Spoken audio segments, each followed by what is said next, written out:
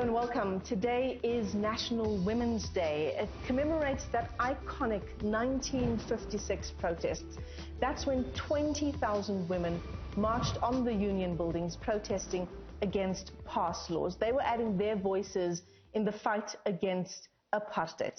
Now, since democracy, South Africa has celebrated Women's Month every year, as you know, in August, the month of August, but not without criticism that government initiatives do nothing but pay lip service to the very real challenges that women in our country still face. 2020 was meant to be a pivotal year for the accelerated realization of gender equality and the empowerment of all women, not only here in South Africa, but around the world.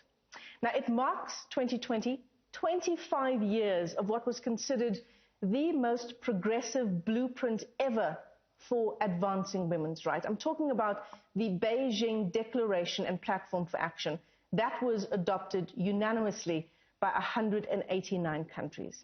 So this evening on Newzroom Africa, we bring you The Reckoning Room, our Women's Day dialogue with change makers from diverse industries who will help us unpack the journey that we are still on in empowering women. Well, we're joined today by Anne Gituku-Shongwe from the UN Women South Africa Multi-Country Office, Advocate Thuli Madonsela, who we know is the former Public Protector of South Africa and Professor of Law at Stellenbosch University, also joining us for this discussion today.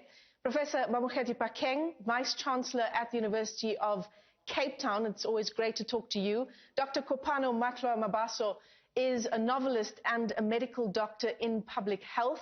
And last but certainly not least, Divya Vasant is a development economist, and she's also CEO of the Amazi Group. To all of our guests today, thank you so much for your time. So let's just take a step back for a moment and take you back to 1995. That was when 17,000 delegates, 30,000 activists from across the globe streamed to Beijing, and it was to attend the 4th World Women's Conference. Now, this was one of the largest meetings to promote women's rights ever, and it resulted in the adoption, the unanimous adoption, of the Beijing Declaration and Platform for Action. Anne Gituku-Shongwe from the UN Women's South Africa Multi-Country Office helps us to set the scene. Happy Women's Day. 2020 is a pivotal year for gender equality. This year marks the 25th anniversary of the Beijing Declaration and Platform for Action, the blueprint to achieve gender equality and women's empowerment. 25 years ago, thousands of women from across the world got together and pulled together what has become the platform and blueprints that we have all been following across the world. This 2020 is also 20 years since the UN Security Council Resolution 1325, the birth of the Women, Peace and Security Agenda, where women finally can sit at the table and engage with peace and security agendas. This year is also UN Women's 10th birthday. 10 years ago, we pulled together from civil society, women across the world, advocated for the birth of this wonderful organization that I serve today. In addition, this year marks the end of the Africa Women's Decade, the target year for the African Union's initiative on silencing the guns, but it is also the beginning of the decade for women's financial and economic inclusion that we proudly sit at a time when His Excellency President Cyril Ramaphosa is the chairperson of the African Union. The UN is celebrating these milestones under the Generation Equality Campaign, the theme for Women's Month here in South Africa. Generation Equality was a groundbreaking multi-generational effort that we are using to engage and collaborate with women and organizations, member states, stakeholders all across the world who care about seeing the end of gender equality. There has been significant progress on women's rights since the adoption of the Beijing Platform for Action. 131 countries across the world have removed discriminatory laws. More girls are in school than ever before. More than 60% of countries have reached gender parity in education enrollment in particular. Maternal mortality rates have dropped. The proportion of births attended by skilled attendants have dropped. Importantly, Africa has led the world in showing what it looks like to have parity in cabinets and parity in parliaments, with South Africa, Rwanda, Ethiopia, amongst those leading the 11 countries in the world who have reached parity in their cabinets. We are so proud of the recent appointment of Rose Oshuka Raponda as the new Prime Minister of Gabon. She comes from a background as an economist and having worked in defense as well. We are excited that the numbers are growing. We are not at 50% yet across the African continent, but we know that this is possible. CEOs of companies, you appoint 2 or 3 women to boards, and that's great, but what does it look like in your spend? When you buy and purchase from companies, from your suppliers, how many of your suppliers are women-owned businesses? We know from our global data that only 1% of procurement spend goes towards women. The shadow pandemic, what we've termed as UN Women, the shadow pandemic of gender-based violence. Some are calling it the second pandemic, others are calling it the sustained pandemic of gender-based violence. Although we have seen increased activism here in South Africa with the total shutdown, the Me Too movement, and others across the world have reached a crescendo. 1 in 3 women around the world continue to be impacted by gender-based violence. And we congratulate South Africa for the launch of the National Strategic Plan to end violence against women and girls, and look forward to seeing real transformation using and leveraging the platform of the National Strategic Plan. And so the intersectional discrimination that COVID-19 has brought up, the intersection of gender with migrants and displaced persons and LGBTI plus persons, people in detention who are facing intersectional discriminations, require our urgent push and investment as we look to build this future world that we can experience all collectively equality in our generation. And so we want to call on men. The last unfinished business of gender equality in this continent and in the world is in your hands. Take responsibility. Make it your business. If everybody took responsibility to ensure gender equality wherever their circle of influence is, we truly will see a change and a new generation of equality. And we look forward to a real march ahead through this platform of generation equality. And that was Anne Gituku Shongwe, just setting the scene for us for what will be a wide-ranging discussion on this Women's Day, our Women's Day dialogue in the Reckoning Room here on Newzroom Africa.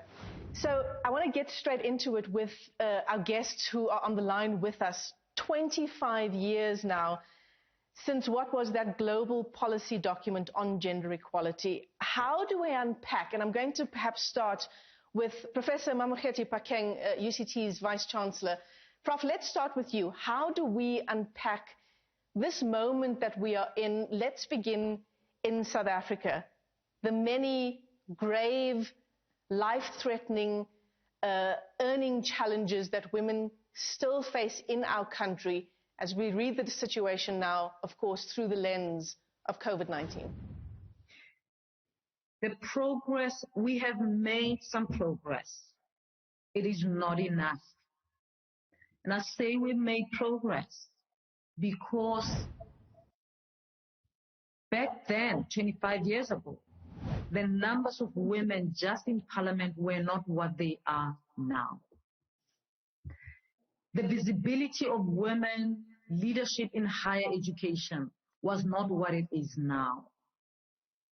It doesn't mean that now it's perfect. It just means now it's better than it used to be 25 years ago. Now it's also better in the sense that women, more and more women feel comfortable when it comes to gender-based violence to report. 25 years ago, women were not even reporting. They were made a joke of when they reported. And so they were not reporting, and there was this facade as if it doesn't exist. And the few who reported were either shamed. It wasn't what it is now. Now, we can mobilize against gender-based violence. The statistics, as shocking as they are now available because women can report. It's not even all of it. And we are at a point where we should be asking different questions as well.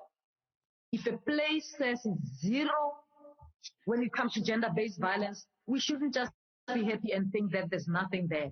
We should ask them how they are collecting data. For us, for example, at UCT, when we track gender-based violence, we don't just look at gender-based violence that happens within our campus.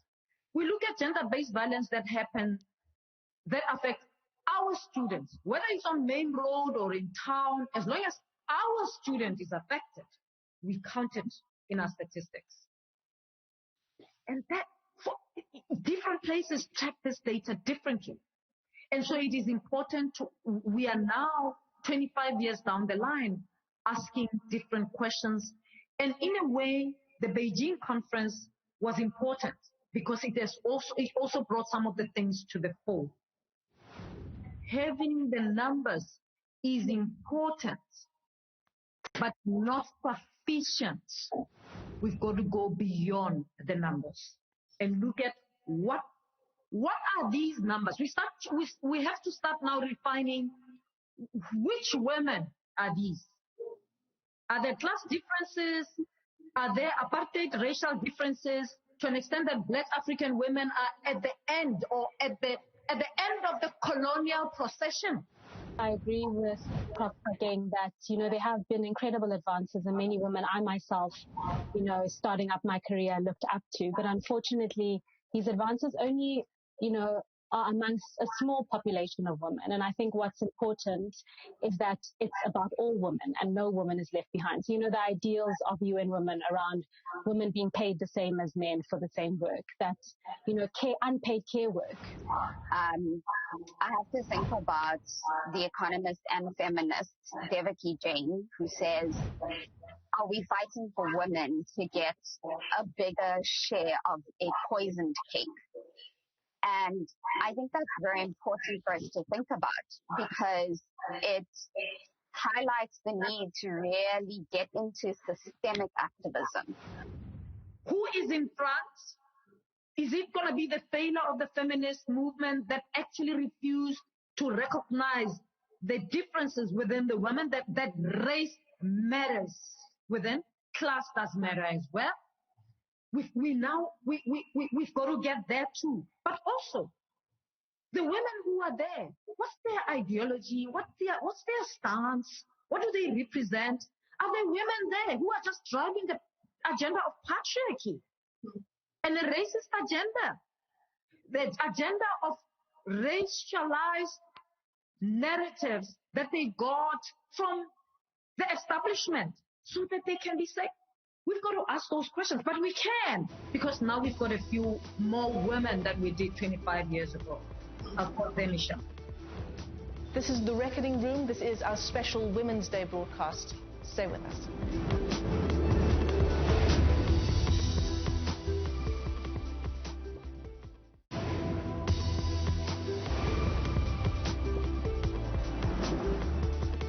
You're watching The Reckoning Room right here on Newzroom Africa, channel 405. Thanks for staying with us on this Women's Day. Let's get going again with Professor Mamokete Bakeng.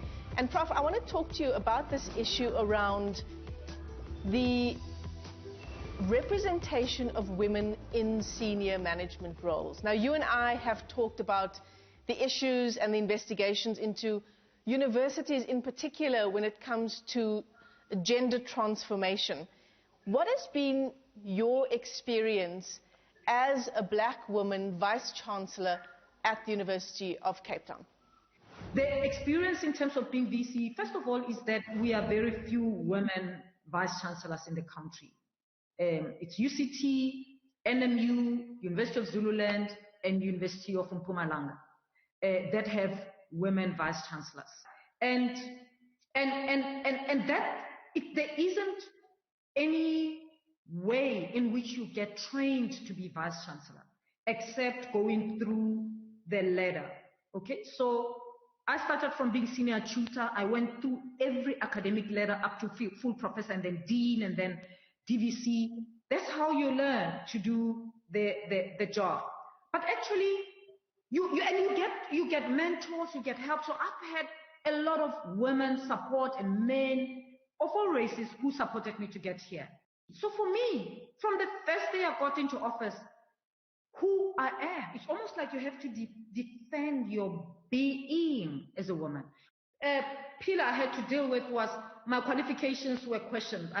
There were people who were saying I must be investigated.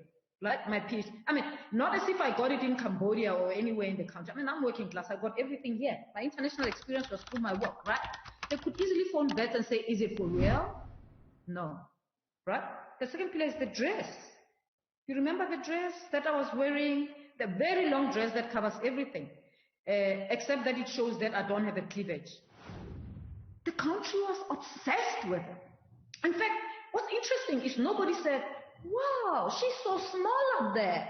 People say, oh, how can she wear a dress like that being VC? Have you ever had a man being challenged for not wearing a tie? Have you ever? And of course the accusations go on. She's too loud. She brings whatever. I don't want to go into environments that are in the council's remit. But what I'm saying is that defend your being. I mean, at 53 years old, I've got to explain that actually I do have a sense of humor. That doesn't make me a joke. I'm a B1 rated scientist. And there aren't many women who are B1 rated scientists in this country, let alone black. I'm saying even white, who went to better schools. I don't have to do that. Why should women defend their being after delivering on every work? And so I'm saying there's something about a woman. You're not just a woman. You are many things. So you are black. You have a personality. You dress up in particular ways. You come from a particular socioeconomic background. When those things come together, you tick all the boxes when it comes to the work. And integrity, obeying the rule of law, and so on. It's the intangibles. And you know why? Because where there's a will to prosecute, there is always evidence. You can make it, manufacture it, create it, foreground it. And in this age of access to social media and so on, you can also propagate it. Yeah. You know, I want to just speak to Dr. Mambasa and Divya Vasant as well, because what you're saying, Prof, talks to almost the kind of basic level that the discussion goes down to when a woman is in a powerful position. Like you say, you have to defend your qualifications. You have to explain that these qualifications are real. I got them legitimately. You try to make yourself smaller, take up less space. As you say, defend your being. Dr. Mambasa, I want to start with you and talk to us about your experience when it comes to the differences you found in your field when it comes to occupying your position as a woman. Thanks, Michelle. Yeah, I mean, I think in some respects, civil society, tends to predominantly have women in it. And so there's different challenges. But I mean, I absolutely agree with Dr. Pakeng that as women, we often do find ourselves having to dim our light and almost shrink back a little bit, not to offend or intimidate or to stir. And I think it's important, that women don't apologize for who they are. I mean, I think, the only way these things are going to change is if women are involved in decision making in all spheres of social and political life, that there isn't any corner, any discussion, any aspect of how life is conducted in South Africa that shouldn't have women included. And we see that, in crises, we see that mechanisms that should be in place to enable women and children to thrive are not in place because often, we're not included in those discussions. So, yeah, I mean, I think we have a long way to go. I think we've got some exciting and inspiring trailblazers like Professor Pakeng who are charting the way. And yeah, to make sure that we pick up the baton and continue with that. Divya, do you want to weigh in on this issue about women occupying space and in many aspects, as we've been discussing, shrinking back, making yourself smaller, not being too loud, too aggressive?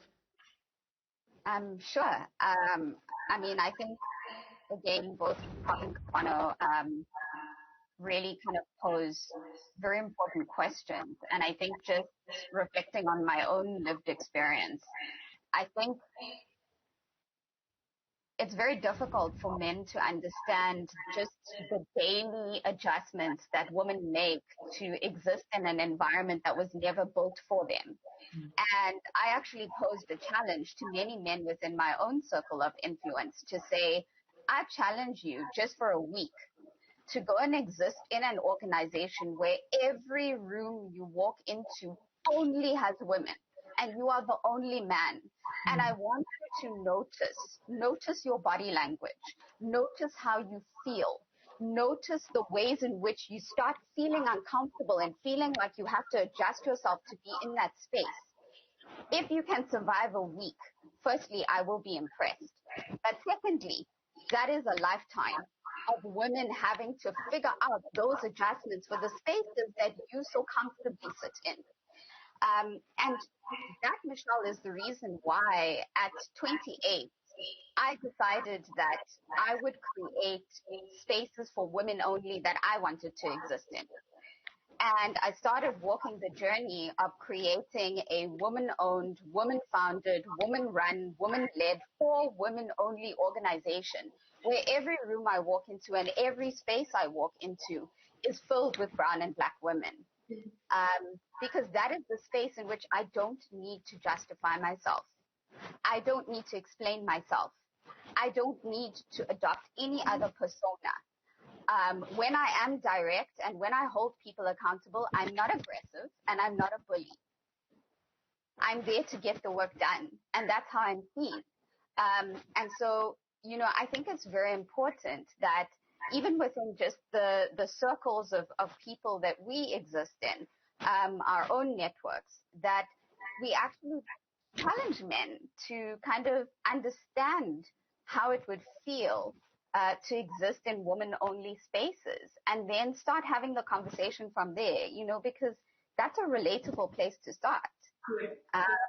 So yeah, I think there's a lot of work to be done, and I also think it is important for more women to feel free to create spaces for themselves, because we all do our best work when we feel we can just exist authentically, and we don't have to put on a different persona or adjust ourselves because the environment isn't actually conducive to our belonging. And you wouldn't understand what you're saying unless you are a woman, would you? It's so triggering for me what you're saying. The fact that you created spaces for women, by women, and the fact that that meant you didn't need to adjust yourself or explain yourself. And as you were saying that, it dawned on me yet again just how much we do that as women. Absolutely. And those adjustments, remember, Michelle, I mean, those adjustments we've been doing since we were children, you know. They're so deeply ingrained in us because as women, when we live in a patriarchal society, we're always the ones doing the adjustments and the shifting, right? In most of the spaces that we enter, whether it's actually even your familial space, whether it's your private space, you as the girl child are doing all the adjusting, and the boy child isn't having to do any.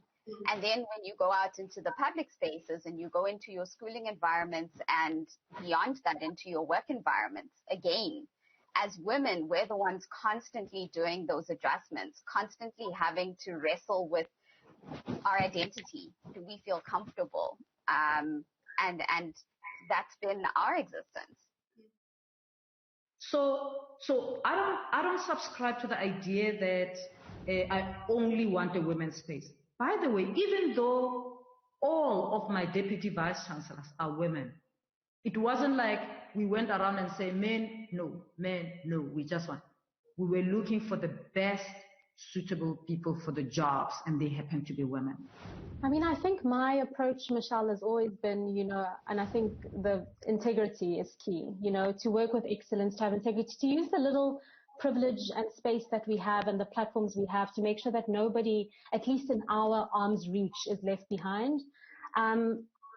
I think, the women that I have admired from afar, I don't necessarily know personally, but I've been admired by how they, do what they do with excellence. They do what they do with integrity. They don't apologize for who they are.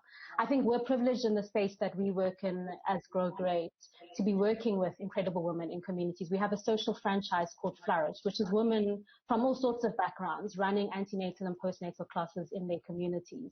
And so this is, mothers, women-led organization, helping other women, earning an income, but making a difference to the lives of people in their community. So I think those are examples of how, we use our little corners where we are to make a difference, both for ourselves and for others. And we do that with integrity and with excellence. And I think that's always just been my approach to all of this. Well, coming up next, we will take a deeper look at the impact of COVID-19 on the health of women and children. This is The Reckoning Room. This is our special Women's Day broadcast. Stay with us.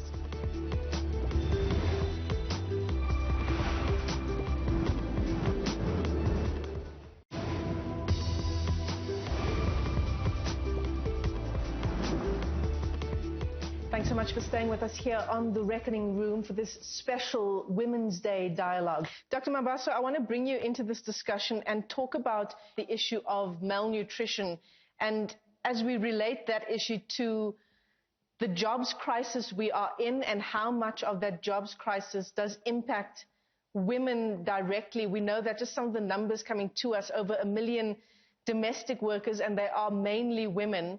They've been desperate for work for the past few months, unable to work for the past few months and put food on the table. Talk to us about the kind of impact that has on one's psyche. Women have, pre-COVID, were most vulnerable in the labor market, but certainly COVID has made it worse. More women are unemployed now than they were before, well, in comparison to men, rather. And this, of course, has knock-on effects on society. So definitely, I think in terms of food security, there's no doubt that this has an impact. But I do think that, they say never waste a crisis. And there's an opportunity that this crisis presents to us to reimagine how we rebuild post-COVID. We have this rise of social distress, mental health issues, gender-based violence issues, education issues. We're really worried about what's going to happen to this education year.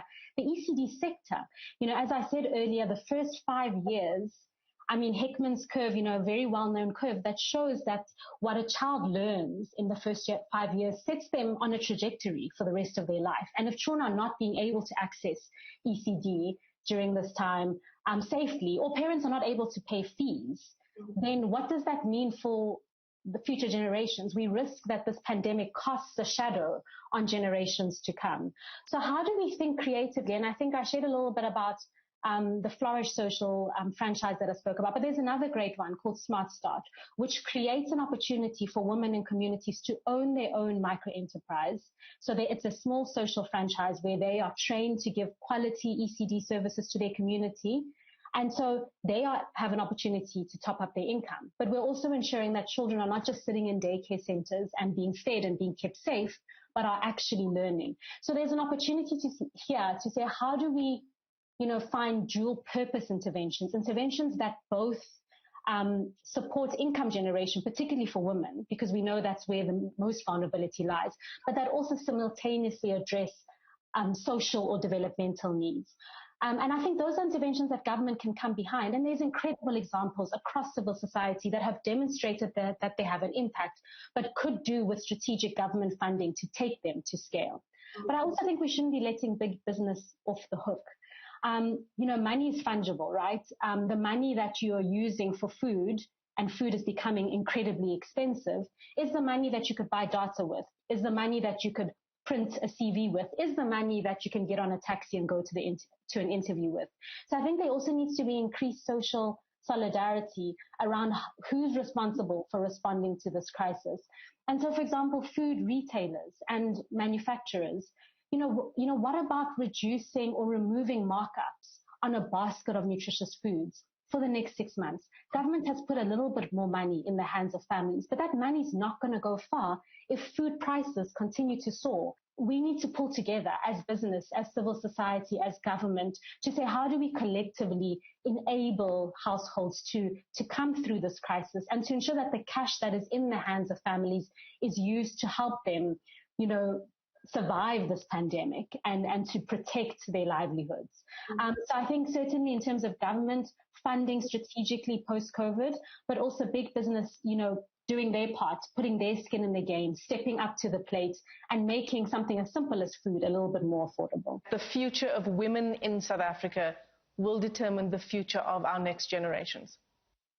I mean, I think there's, a large body of evidence, both locally and internationally, that does demonstrate that we are poorer as a country for not ensuring that, all women have the opportunity to live full and productive lives, and that likewise, that children have an opportunity to live full and productive lives, and that those of us who are fortunate to have had people and opportunities and spaces that have enabled us to sit in leadership positions, to use those for the betterment of women, to make sure that where we are in our corner, we ensure that no woman is left behind, that we also redefine what it looks like to lead in the workplace. But, for example, breastfeeding in the workplace, allowing and enabling women to work flexible hours, providing the kind of support that is necessary for women to thrive. So not continuing what we've inherited from men, but really challenging those norms and creating spaces that enable us as women to thrive and to flourish, and to make the contribution that we know we are capable of making, and that is so essential for our society to really be where it wants to be. Thank you. Devi Evasant? I think maybe to, ask the question a slightly different way. I think that a successful future is a feminist future. And I think it is a different provocation to a woman-led future, because a feminist future is a future that looks at a framework that is driven by inclusivity. And I think, Mambasa Mbeki taught us that feminism is not the opposite of patriarchy. Matriarchy is the opposite of patriarchy. Feminism is a philosophy and a framework that's built on the principles of inclusivity. And specifically, it's a framework that installs humanity back in every value chain, whether we're talking about education, whether we're talking about healthcare, whether we're talking about business. It puts the human and the need to consider the human at the center of why we do what we do. And I think, particularly from my experience and just the fields that I'm in, I think feminist business models, inclusive business models, social entrepreneurship that has an inclusive agenda from the very get-go. The reason for being and for incorporating is to build inclusively, so that as you build commercial value, you're actually building social value as well. That is what a sustainable economy could look like if we change the frameworks that we use to create value. And I think Dr. Kabano raised it beautifully to say, now is the time for whatever sphere, whatever field that we sit in, now is the time to be deliberate about rewiring our spaces to think about inclusivity. Now is that time. And I think from my own perspective, I think now is the time that every business in South Africa should be a social business. There should not be a distinction and a differentiation between big business, commercial business, and then social enterprise. Every business should be a social enterprise, because that is how we all take up the call to action in the spaces that we exist in to build something that is more inclusive. And now's the time for us to be bold about it and to be brave about it and to encourage that.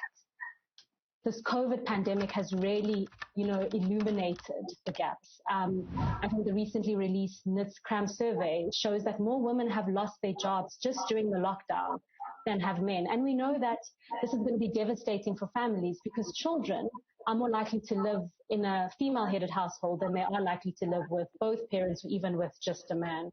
So the impact of women losing their livelihoods is devastating. And so I think this is a time where we need to reimagine how we're going to rebuild post-COVID, and how it shouldn't be just picking up where we left off. We have an opportunity to reset some things that were not working. And how do we reimagine a labor force and a society that is inclusive of all women, that protects the livelihoods of women and of families? You know, I think when you bring that back home and you look at inclusivity and you look at the agenda for women, I think it's fantastic for us to put out the goals that we want 40,000 new young female entrepreneurs in our ecosystem. But what are we doing within our systems to incentivize women to take up that call to action? What are we doing to reform tax? Tax currently is prohibitive and almost traumatic for a female entrepreneur. It perpetuates that bigger business gets to prosper at the cost of younger entrepreneurs, particularly female entrepreneurs. And the same can be said about our banking systems and our governance systems.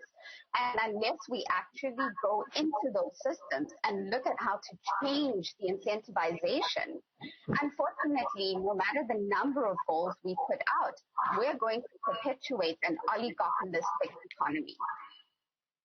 It's like the discussion always goes, the policies for change are there. We're very good as a country when it comes to having the right things on paper.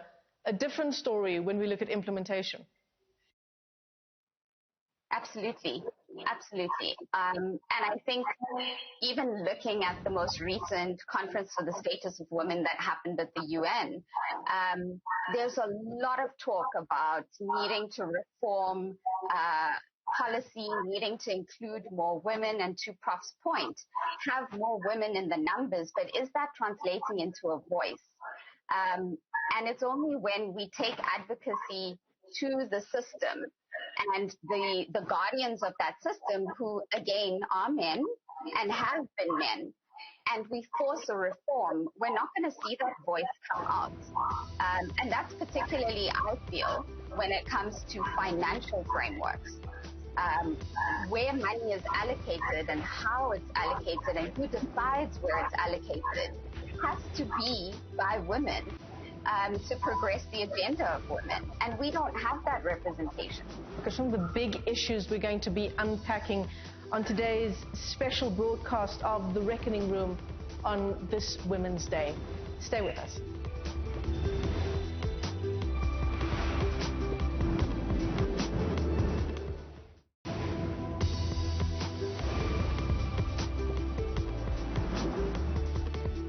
You're watching The Reckoning Room right here on Newzroom Africa, channel 405. Thanks for staying with us. You know, this issue around excellence being exclusionary, we've heard the explanations so many times before when it comes to white male-dominated boardrooms, because they say they've done the work, they've looked for black South Africans, they've looked for black women, but they don't find anyone who is qualified. What do they mean by qualified? You know? What do they mean? Of course, if you get two people who, one meets the requirements, the other one exceeds them, because actually the ground has been laid for them for years. But this one, it's not that they don't meet the requirements. They meet the requirements. You might end up not choosing them because you don't recognize where they come from and actually what it took to, if you did that, you will see actually that this is a better candidate than this one for whom the ground was laid. What's at issue is people are not willing to explore this excellent candidate who's had to work more than 100 times to meet the requirements and is poised to be even bigger, as long as you give them the support and the space to do that. So you get all these things that are said by women who qualify. You are never ready as a woman. Men are always ready. Okay? And sometimes even if they haven't amassed experience, they might just have the cultural capital and the social capital, which has got nothing to do with experience and ability to do the job.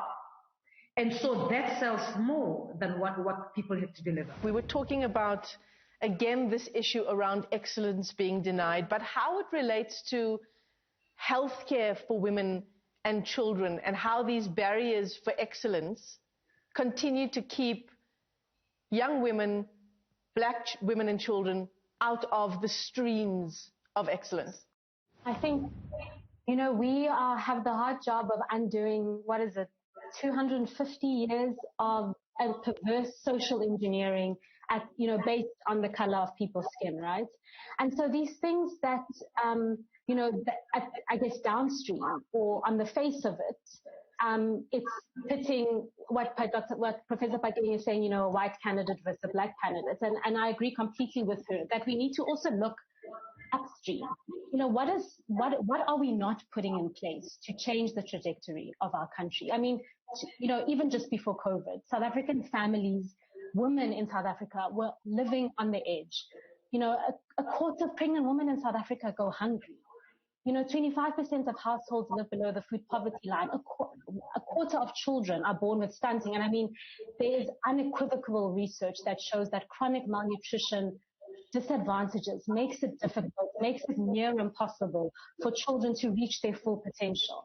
I mean, a perfect example is, the child support grant during this time. It was a fantastic mechanism to address a malnutrition crisis, food insecurity during this time. But pregnant women are not included in that social security net. And in fact, DSP was closed for a proportion of it. So there was about 300,000 births, I believe.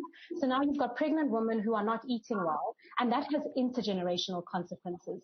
There are the Prof Pakengs that triumph over everything, but we can't, that's not enough anymore. It shouldn't be that a black child needs to be a miracle. It needs to have this incredible story of triumph after triumph after triumph. It's not fair.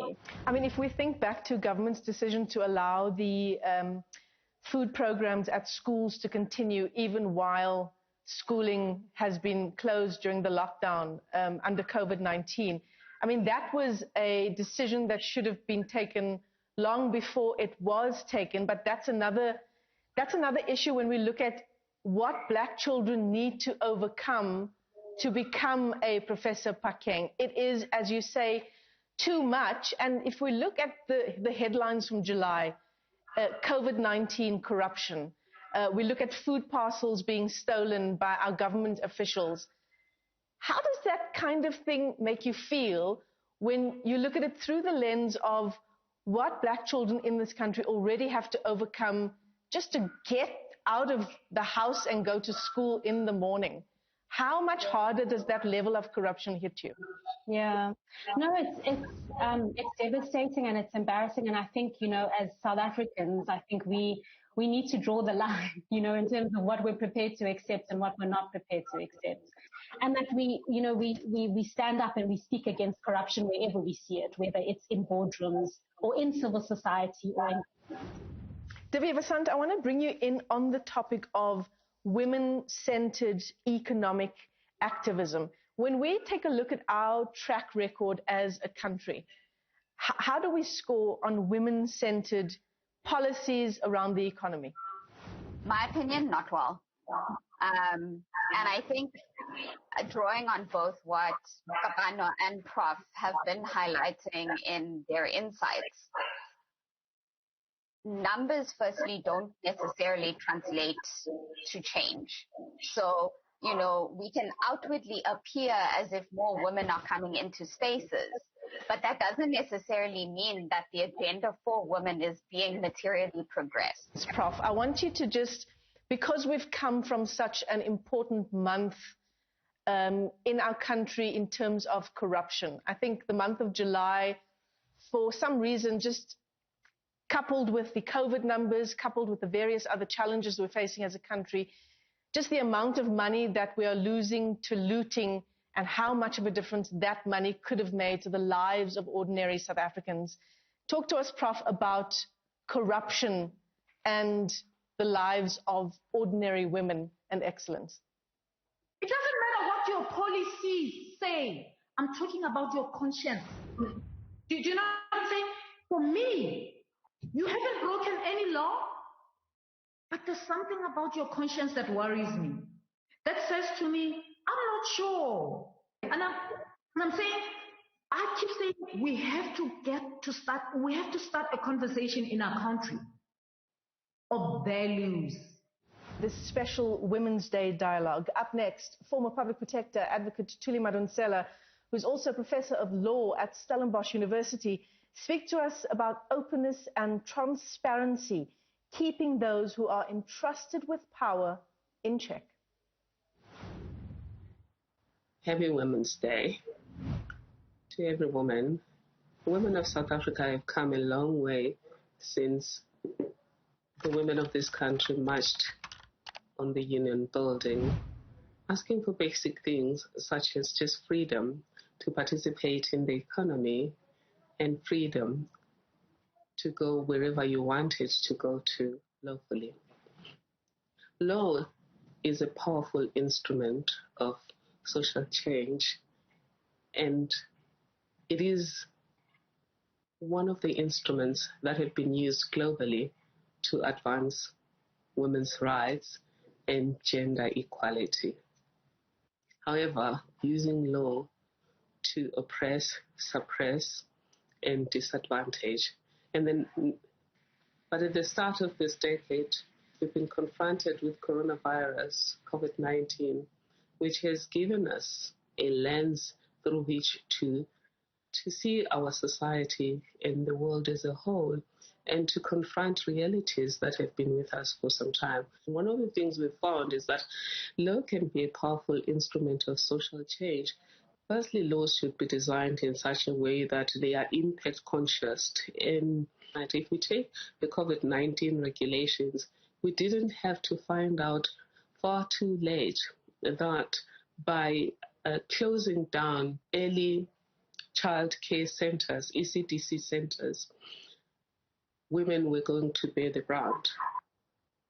The issue of child care is not the only issue where women have sort of been thrown under the bus during COVID-19. The economy is also another area where women have been disproportionately impacted by COVID-19 regulations. Incidentally, actually, supermarkets and malls are more likely to spread COVID-19 than those open spaces where women sell their wares. And one of the most frustrating stories we all watched was a woman being arrested for selling acha. For me personally, it reminded me of my mom being arrested when I was 4 years old and I was left with a newborn child because she was selling sweets, fruits, before implementing these regulations and considering options that are less harsh. Even a harsh thing, even an issue such as alcohol, one would want to know who owns shebeens in the townships. A lot of them are owned by women. Let us just look at where do we go now. If we're saying that the next decade is going to be a social justice decade, in line with the Sustainable Development Goals, what needs to change? Well, the first thing that I've indicated is the need to have laws that are impact conscious, and they can be impact conscious if we use data, if we collect data about the different situations that people live under, and think very clearly about how the laws are likely to impact on them. During our time, most of the laws have good content, but sometimes the implementation is twisted. And an example in this regard is the Equality Act. We are all battling with gender-based violence. We're battling with an economy that's not growing and that's not carrying everyone with it. We battle with the land question. We battle with education, with health, where health outcomes are not equal and women are primarily left behind. But one of the problems is that we just failed to implement the Equality Act. And in the end, we had somebody pull out of the back of their pockets, really, the Black Economic Empowerment Act. I'm not against Black economic empowerment.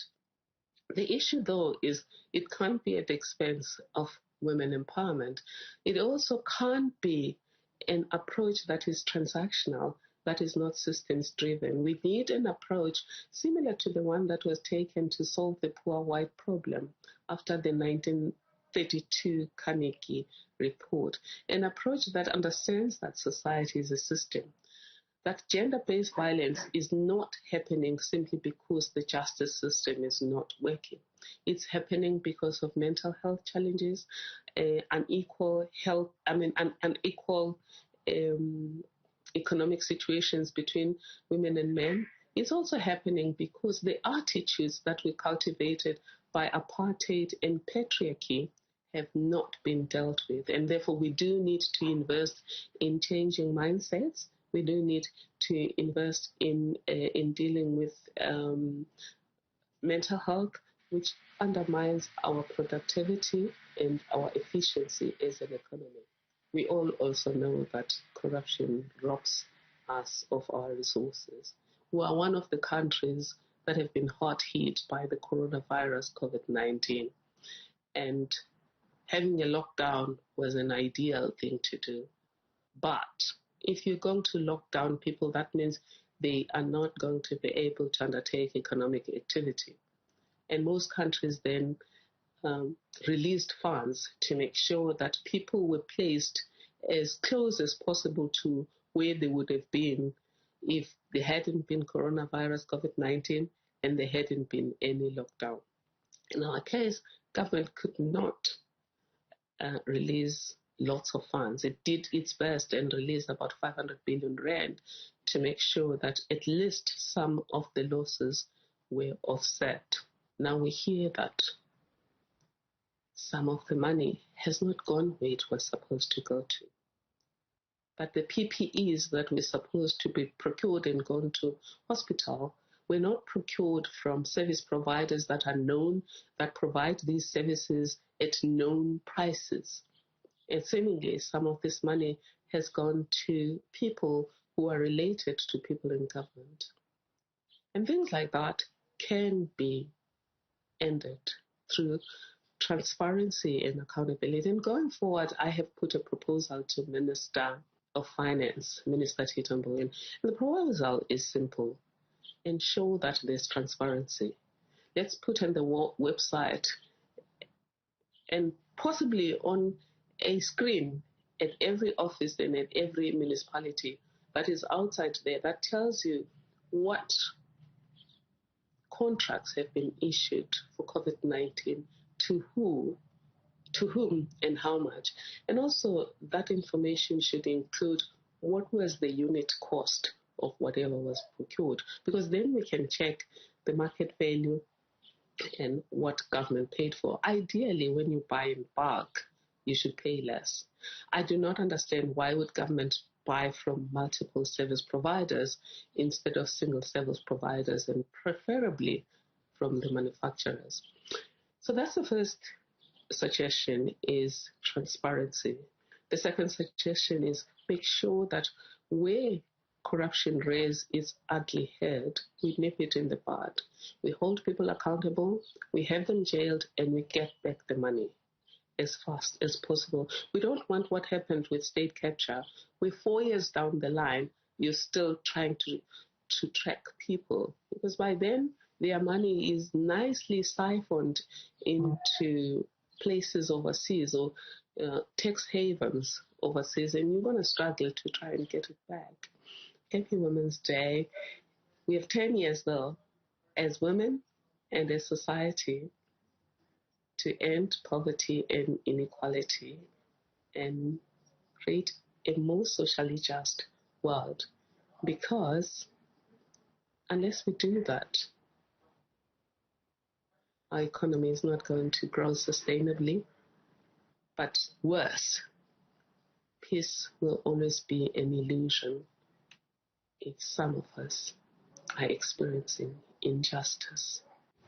A big thank you to everyone who took part in our discussion today, all of our panelists, including Anne Gituka Shongwe from the UN Women's South Africa Multi-Country Office, Advocate Thuli Madonsela, former public protector and professor of law at Stellenbosch University, Professor Mamokgethi Phakeng, who is Vice Chancellor at the University of Cape Town, Dr. Kopano Mabaso, medical doctor in public health, who's also a novelist, and Divya Vasant, a development economist and CEO of the Amazi Group. Thank you to all of our panelists for an incredible discussion.